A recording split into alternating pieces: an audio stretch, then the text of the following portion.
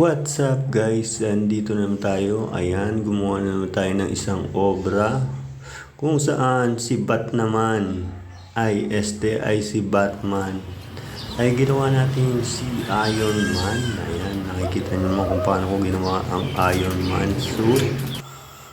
Ayan, ganyan siya kasi dati, oh. Ayan ang problema dati, kaya gumawa ko ng panibagong maskara. Kitang-kita kasi yung kagwapuhan ni Bat naman. Ayan, ayan, di ba?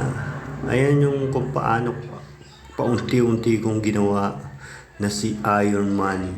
Si Batman ay ginawa kong si Iron Man. At ayan na, pininturahan na. Ayan, tinesting ko muna bago ko pinturahan yung mga ibang parts. At ayan, gumagalaw pa talaga yan, no? Kulang pa yan ang missiles dyan at that time. At syempre, ipapakita ko sa inyo ang kabuuhan. At ayan. O, diba? Partida, si ano pa ang may suot niyan? Si Spider-Man ang nasa loob. Spider-Man na nagsuot ng Iron Man. At ayan ang complete set ng suit ni Iron Man. Bye-bye.